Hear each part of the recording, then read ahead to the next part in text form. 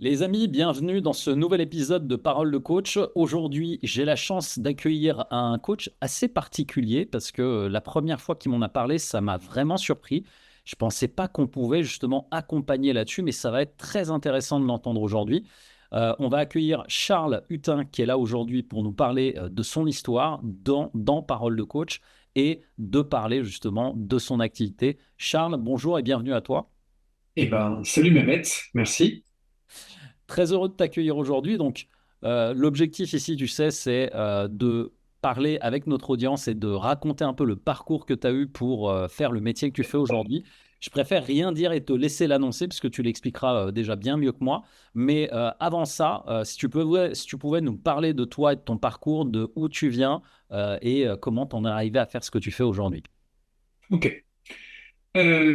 Moi, à la base, quand j'ai commencé dans la vie active, quand j'ai commencé l'entrepreneuriat, euh, j'avais un blog sur le développement personnel. Et je pense que tout est parti de là. À la base, je voulais être gendarme. Je voulais rentrer en gendarmerie. Et finalement, j'ai découvert mon dev perso. J'ai commencé à vouloir sortir de ma zone de confort, à faire, enfin voilà, à faire des choses qui me faisaient kiffer dans ma vie. Et donc de là, à un moment, je me suis mis un petit peu hors zone de confort. Je me suis expatrié à Londres. Je Waouh! fais pas. Ah ouais.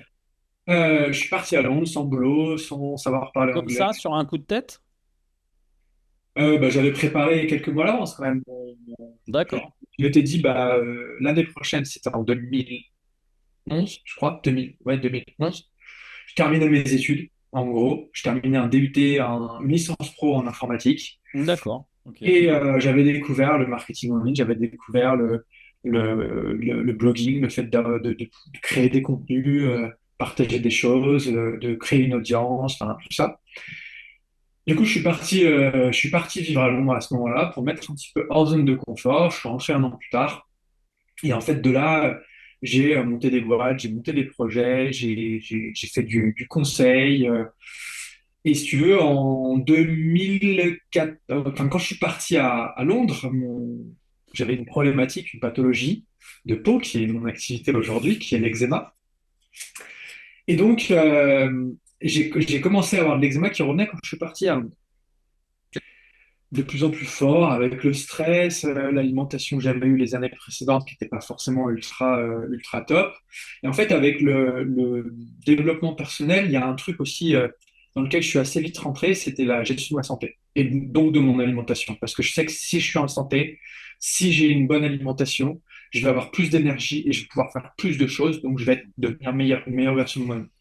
Donc ça m'intéressait quand même d'optimiser ça, donc je me suis mis à optimiser ça une fois que j'étais à Londres.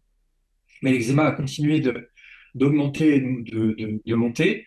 Et un jour, j'ai créé un blog, parce que je faisais ça, moi, c'était mon activité, c'était de créer des blogs sur ça, pour raconter un petit peu ce que je mettais en place. À l'époque, j'en avais encore, mais je trouvais ça pertinent de partager ce que moi, je traversais, surtout qu'à l'époque, c'était 2014, il y avait peu de monde, il n'y avait pas encore l'essor des réseaux. Ouais. Ah, C'était vraiment, en plus, je crois que c'était vraiment la naissance des blogs qui amenait à des business en ligne, qui amenait des business de l'infoprenariat. On était vraiment aux prémices de tout ça. ouais. Ouais, ça a commencé 2009-2010. Ouais, c'est ça. Et là, à l'époque, on était encore là-dessus. Maintenant, bon, c'est plus les réseaux, Instagram, les blogs, C'est ça. c'est plus difficile, hein. YouTube et tout. Mais à ce moment-là, voilà, je me suis dit, je vais raconter ça, je vais raconter enfin, ce que je vis, hein, ce que je traverse, ce que j'apprends là-dessus. Et à côté de ça, je continuais mes activités, je faisais du conseil, j'ai eu aussi des boulots salariés aussi en parallèle.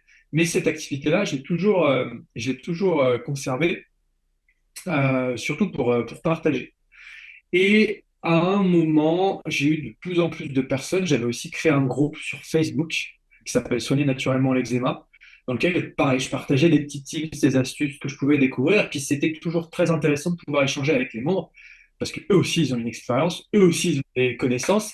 Et du coup, on mettait un peu tout ça en commun, entre guillemets, Mhm. pour arriver à trouver des solutions qui puissent s'appliquer au plus de nous possible. Et à un moment, en fait, les gens ont commencé à me demander de plus en plus. des conseils en privé, limite des appels. Donc j'ai commencé à faire des appels. Mhm. Et en fait, tout a commencé comme ça. Tout a Mhm. commencé comme ça, à un moment où je me suis dit, écoute, toi, tu as résolu ce problème parce que le problème de l'eczéma, moi, je l'ai résolu en 2016, pardon, quand je me suis expatrié pour la deuxième fois. Moi, ma vie tient autour des expats. T'aimes voyager, toi, hein? Bah, c'était quelque chose qui, pareil, pouvait permettre de sortir de sa zone de confort. Puis c'est toujours hyper enrichissant, quoi.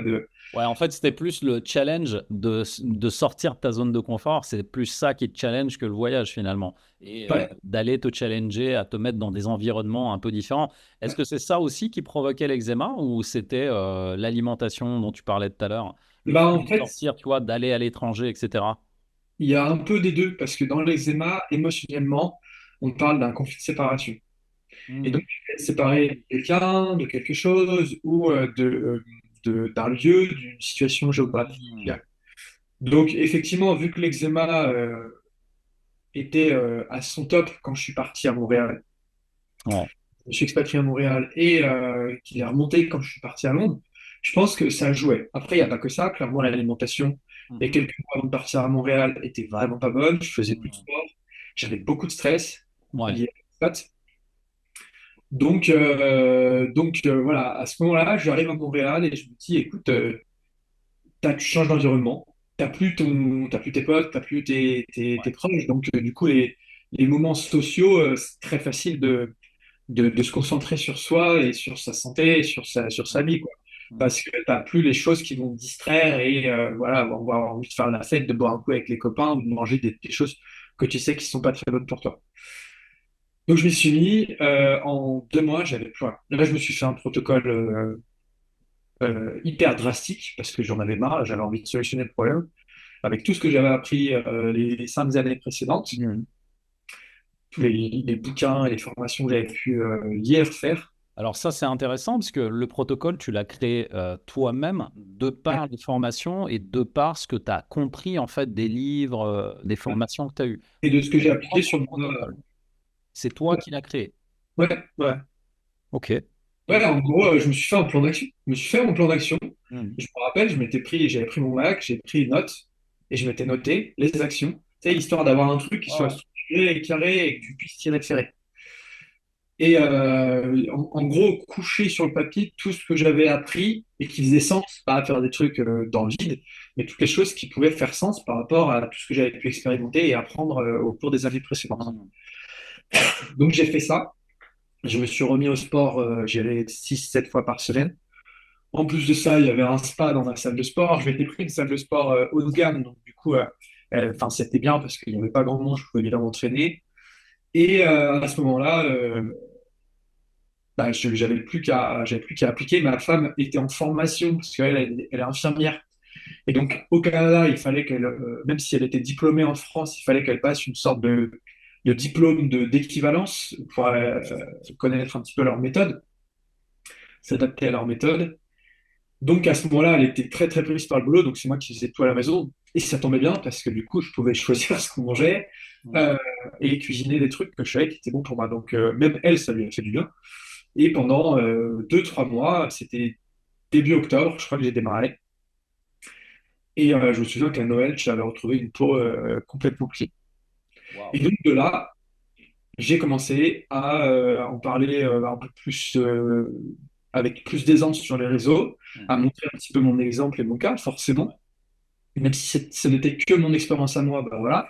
J'ai pu derrière l'appliquer aussi à d'autres personnes, voir on avait aussi des subtilités, on avait aussi des différences, et du coup faire évoluer ce protocole pour qu'il soit adapté et adaptable à chaque personne malgré les différences. Mhm.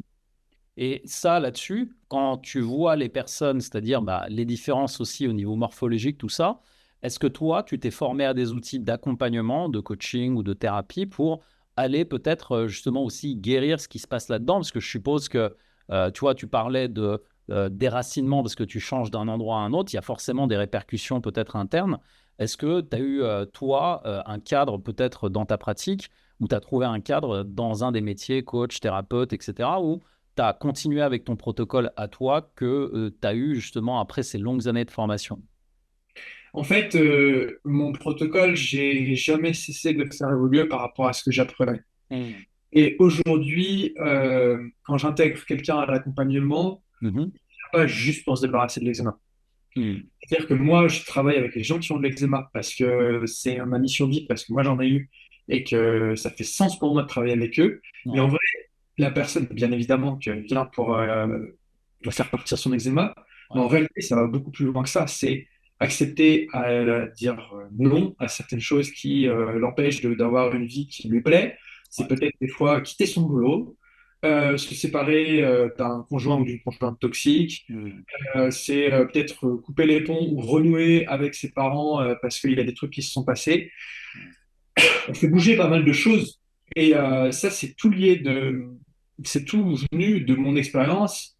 J'ai pas forcément spécialement passé une formation Oui, oui, oui. liée à un des métiers d'accompagnement, tu vois. Mais par contre, Tu t'es il y a des- appuyé sur toi, ton expérience et tout ce que tu as appris et qui fonctionne, parce que du coup, ça a fonctionné pour toi comme pour les autres, et c'est ce qui fait ta méthode aujourd'hui, quoi. et c'est ce qui fait que les gens viennent aussi chez moi. C'est parce que bah, j'ai traversé l'eczéma. Ouais. Versus quelqu'un qui peut-être serait formé, aurait un diplôme, mais il n'aurait pas forcément traversé ça, et donc je suis en mesure de comprendre ce qu'ils vivent quand Ouais, bien sûr. ils dorment plus, qu'ils sont en galère, qu'ils en peuvent plus et qu'ils en pleurent. Ça m'est arrivé, donc oui, je sais ce que c'est, quoi. Et si Ouais. tu veux, ça permet aussi éviter d'avoir un biais de vouloir tout faire passer par la compétence que j'aurais pu apprendre. Hmm. Ouais. C'est-à-dire que moi, je vois tout par le prisme de l'eczéma, pas par le prisme, par exemple, de la naturopathie, pour prendre un exemple concret. Bien. Je prends tout par ce prisme-là, et ok, dans la naturopathie, ça c'est bien. Dans la médecine chinoise, ça c'est bien. Dans Hmm. la thérapie, dans la TCC, ça c'est bien. Et je me sers un peu de tous les outils, mais pour aider les personnes qui ont de l'eczéma avec leurs problématiques qui sont bien à eux. Ok, ok, je comprends mieux. Et aujourd'hui, bah, tu accompagnes quand même pas mal de monde. Au niveau de tes débuts, quand tu penses à tes débuts, c'était quoi ta plus grosse hésitation ou zone d'insécurité quand tu t'es lancé là-dedans? Est-ce qu'il y a eu des moments où tu as vraiment eu des points d'interrogation à dire, putain, mais qui ça va intéresser le truc, tu vois? Et comment t'en es sorti surtout? Très bonne question. Au début, effectivement, je me disais, bon, l'eczéma, c'est pas sexy, quoi. Ouais, c'est clair. Moi, je préfère moi, j'adore tout ce qui est dev perso, je viens de Ouais. là à la base, tout ce qui est psychologie, tout ce qui Hmm. est dépassement de soi. Et du coup, je voulais faire ça. Et en fait, si tu veux, il y en a beaucoup qui font ça. Et je me suis dit, bah, en fait, on va adapter ça parce que je pense que dans tout accompagnement et dans tout coaching, il devrait toujours y avoir une part de développement perso parce qu'il y a une grosse partie qui passe par la gestion de l'état d'esprit, de comment est-ce qu'on se sent, la gestion des émotions. Donc au début, je me disais, ah, c'est pas sexy, qu'est-ce que ça va intéresser? Et en fait, si tu veux, c'est venu un petit peu naturellement à moi dans le sens où je partageais des choses Hmm. sans rien attendre en retour. Et c'est les gens qui m'ont demandé, OK, est-ce que tu fais des coachings? Est-ce que tu prends des gens en consultation? Est-ce qu'on peut discuter? Est-ce qu'on peut échanger ensemble? Donc les contenus que je partageais ne leur suffisaient plus parce qu'ils avaient besoin d'avoir quelqu'un de vive voix pour pouvoir échanger. Et donc c'est comme ça que ça s'est fait. Donc dans un sens, au début, je me suis dit oui, qu'est-ce que ça intéressait? Et en même temps, je savais aussi que ça allait fonctionner parce que j'avais déjà des gens qui me demandaient. Hmm. Après, c'est comment est-ce que tu l'articules pour que ça fasse sens pour les gens que tu accompagnes? Ouais. Qui pour toi? Ah ouais, c'est clair. Et aujourd'hui, qu'est-ce qui te nourrit le plus dans ce métier? C'est les retours. C'est le retour. Pas tant les retours sur ma peau va mieux. En fait, ma peau va mieux, je dirais que si tu devais faire une liste par priorité de ce qui me nourrit le plus, c'est peut-être ce qui arrive en dernier. Hmm. Par D'accord. contre, c'est quand on me dit, écoute Charles, c'est génial, je m'y attendais pas, mais j'ai perdu 9 kilos. Là, j'ai une cliente qui m'a dit il n'y a pas Ah longtemps, ouais. je venais pas pour ça, mais j'ai perdu 9 kilos, alors que je Mhm. ne suis pas privé du tout Mhm. sur les quantités de nourriture. Une autre qui me dit, bah en fait, là j'ai retrouvé des nuits, là, parce que quand tu as de l'eczéma et que tu te grattes ta nuit, c'est pas l'eczéma en soi, c'est le fait de te réveiller toutes les nuits et d'être épuisé, d'être irritable en fait, qui devient un moment très déprimant. Donc je retrouve des nuits, waouh, ça faisait 10 ans que j'avais pas dormi comme ça. C'est une personne qui me dit, écoute, j'ai fait ton exercice sur les lettres. Moi, je fais faire des exercices de lettres. Je pensais pas, mais j'ai écrit une lettre à mon papa et j'ai pleuré et j'ai Waouh. évacué. Waouh. Et voilà, j'ai renoué avec mes parents, j'ai quitté mon boulot parce qu'en fait c'était toxique. Et je me suis reconnecté à ma vision, qui est ce que je voulais être. Je me suis refait confiance. J'osais pas, moi j'en ai beaucoup hein, qui osent pas, par exemple, adopter une alimentation parce que bah, déjà ils ont pas confiance en eux, donc ils ont peur de l'arrivée. Et Hmm. aussi ils ont peur de déranger les proches. De Et quand on dit, déranger, c'est-à-dire comment ça de en déranger? gros, quand tu as, je sais pas, une soirée et que tu manges pas de gluten, Ah. ben, faut que l'autre il s'adapte un petit peu à toi si te reçoit, si t'invite, tu vois. Donc oui, il y a un moment où tu te déranges, mais tu le fais pour ta santé. Tu le fais pas juste Bah ouais. par plaisir dans le kikiner l'autre, tu le fais pour ta santé. Et j'en ai plein qui osent pas, et parce qu'ils se font passer derrière. Et quand on me dit, bah ouais, j'ai enfin osé faire ça, peut-être que pour le client, c'est pas forcément Ouais. un truc énorme, mais moi, je vois des progrès de ouf. Ça me fout là, rien d'en parler, là, tu vois, j'ai la chair de poule. C'est énorme. On sent le passionné qui est bien dans son élément. Et du coup, au niveau du chef d'entreprise que tu es aujourd'hui, bah, une journée dans ton entreprise, ça ressemble à quoi aujourd'hui? Il y a une part de création de contenu, généralement le matin, avec une part de recherche. Je fais toujours un petit peu de recherche, Mm. notamment pour mes contenus ou pour mes clients. Mhm.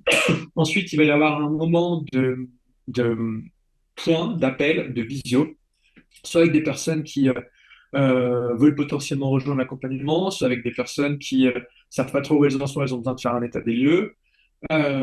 Ça aussi, j'ai des coachs dans l'équipe hein, qui s'occupent aussi de cette partie, mais moi aussi, je suis un petit peu là-dedans. Il y a une partie de coaching client pour les membres de l'accompagnement, où on fait des points.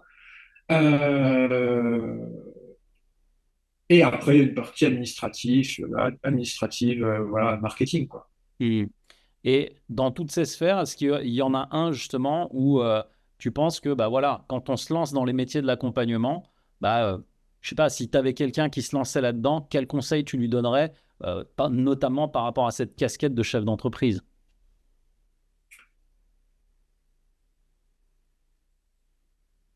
Je lui dirais de savoir, premièrement, de savoir déléguer, mais quand, au bon moment, Hmm, pas avoir peur de ça, et de continuer quand quand ça commence à se corser. hmm.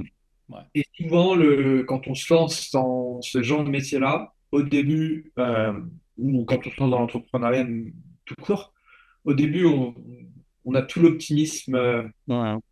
du nouveau projet, Ouais. et il y a un moment où ça finit toujours par se corser. Et c'est normal, en fait. Et ça, il faut l'accepter. Ça, il faut accepter qu'en fait, notre vie est faite de problèmes, et Ouais. qu'on en a tout le temps, et que c'est OK, en fait, et qu'on va résoudre le problème d'aujourd'hui. Dans 10 jours, on l'aura oublié. Et on en aura peut-être un nouveau. Alors peut-être qu'on aura une période de 6 mois où on n'aura pas de problème, où tout va rouler. Mais en fait, souvent, la raison de notre non-bonheur, de notre, j'ai pas envie de dire malheur, mais du fait qu'on soit pas heureux, c'est qu'on s'attend à avoir une vie sans problème. On a des attentes Ah, ça, c'est vrai. qui n'existent pas et qui n'est pas la réalité. Et Et, à partir du et moment où ça, tu c'est l'acceptes, une vraie croyance en plus, tu sais, de croire que tes chefs d'entreprise, il ne devrait pas y avoir de problème en fait. Tu fais que ça en fait, gérer des problèmes. mais même au-delà de l'entrepreneuriat, même dans ta vie perso, tu fais des gamins, bah, tu as des problèmes à l'école, enfin voilà, toujours. Et en fait, c'est pas grave. Et quand tu commences à accepter que tu vas avoir des problèmes, euh, mais même moi, je m'inclus dedans parce qu'il y a des moments où Ouais. je reviens là-dedans, tu vois. Et à chaque fois, j'essaie de me ressortir cet état d'esprit-là. Mais à partir du moment où tu acceptes que tu vas avoir des problèmes, que tu vas le résoudre, et puis que tu en auras d'autres après, plus tard, et que tu prends le temps de profiter des moments aussi où il n'y en a pas. Parce que des fois, on peut aussi anticiper des problèmes qui n'arriveront probablement jamais et se créer des états d'anxiété qui ne sont pas possibles. C'est pas ce que je suis en train de dire. C'est juste, bah, ok, c'est normal d'avoir des problèmes, et notamment dans l'entrepreneuriat, effectivement, c'est les montagnes russes. Oui. Et là, c'est d'arriver à se se sortir de la partie émotionnelle, Mhm. analyser froidement où est-ce qu'on en est aujourd'hui, ses stats, et voir où est-ce que ça bloque, où est-ce que ça pêche et qu'est-ce qu'on peut faire pour essayer de résoudre le problème. Donc, on fait des hypothèses, on teste l'hypothèse, peut-être que ça va marcher, peut-être que ça va pas marcher. Mhm. Et si tu veux, il faut accepter que ça va se faire comme ça dans la progression. Donc, Ouais. tu flattes pendant longtemps. Mhm. Par contre, le jour où tu arrives à trouver ça, et plus tu vas tenir longtemps et plus tu vas pouvoir tester tes hypothèses, les éliminer les unes après les autres et aller vite dans ce processus-là, plus tu vas raccourcir cette période où tu es flat. Et par contre, du jour au lendemain, boum, tu fais comme ça. Mhm. Ouais. Et souvent, on a tendance à croire qu'on va faire comme ça. Et Ouais. non, Mhm. non, Et ça arrive d'un coup. ça arrive d'un coup. Comme disait Coluche, hein, j'ai mis 10 ans pour être connu du jour au lendemain. Ouais, c'est ça, exactement. Parce que c'est une période d'incubation finalement où tu vas devenir expert de ton domaine. Ça va te prendre 10 ans parce qu'il y a de l'apprentissage derrière, il y a beaucoup d'essais, erreurs et échecs et recommencer. Et ça met franchement un bon 10 ans pour être bon dans ce qu'on fait et comme ça péter du jour au lendemain. Et là, dans ces échecs, ces réussites et tout ce que tu nous racontes, justement, aussi le traitement des problèmes. Est-ce que aujourd'hui, dans ton entourage, il y a encore des gens qui comprennent mal ton métier ou qui voient pas en fait ce que tu fais, qui comprennent pas? Est-ce que tu as eu des feedbacks de l'entourage et comment tu les as surmontés? Qu'est-ce qui s'est passé pour toi à ce niveau-là? Non, ils comprennent pas, hein. Personne comprend. Ils comprennent pas. Je pense que la plupart, ils pensent que je vends des poupées vaudou sur Internet, sur le Darknet, je sais pas quoi. Ils doivent se dire que ça doit quand même marcher parce que bah, enfin, je fais Ouais. toujours ça et j'en vis, quoi. Donc, globalement, ils doivent se dire que ça marche, hein, sinon, j'aurais repris un boulot, un truc plus normal. Donc, non, et du coup, j'ai vu qu'ils comprennent pas, j'ai pas forcément de retour. Hmm. D'accord. C'est ça que c'est bien de s'entourer aussi quand on est dans ce genre de métier-là, d'avoir des personnes. Mais comme moi, en fait, j'accompagne des gens qui ont de l'eczéma et parmi leurs proches, ils ne comprennent pas parce que les autres n'en ont pas. Et du Ouais. coup, c'est ça qu'ils retrouvent aussi dans l'accompagnement, c'est d'avoir une communauté de pairs avec qui on se comprend, on parle le même langage. Et Hmm. ça marche aussi pour le métier de l'accompagnement.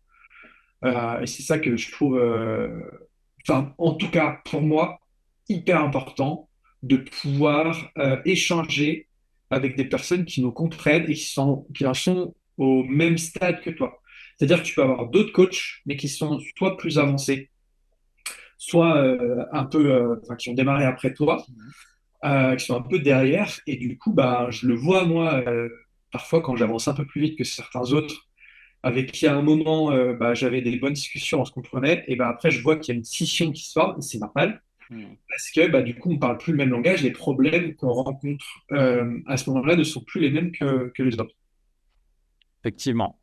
Et ça, c'est aussi en lien avec les niveaux de conscience. Et effectivement, si tu as des personnes qui connaissent pas l'entrepreneuriat, qui ont fait que du salariat, ça ajoute encore plus de difficultés.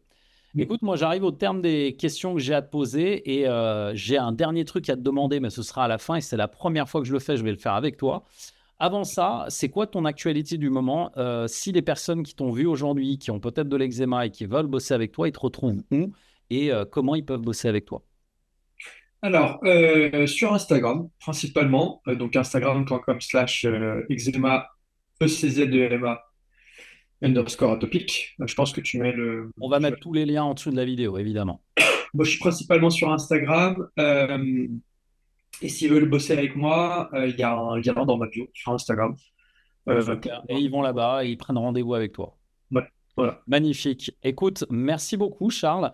Le truc qu'on va faire pour la première fois ensemble, c'est que tu vas terminer cet épisode avec la parole du coach. Voilà.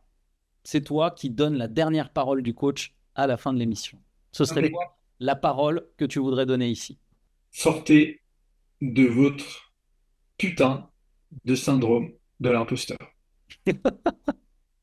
C'était Le mot de la fin pour Parole de coach par Charles Hutin. Charles, merci énormément. On va garder cette séquence, elle est magnifique. Et Merci. on va pouvoir la dupliquer dans les autres épisodes. Merci à tous et merci d'avoir pris ce temps avec nous, Charles. Les amis, on se retrouve au prochain épisode de Parole de coach avec d'autres surprises comme celle-là. Merci beaucoup et à très vite.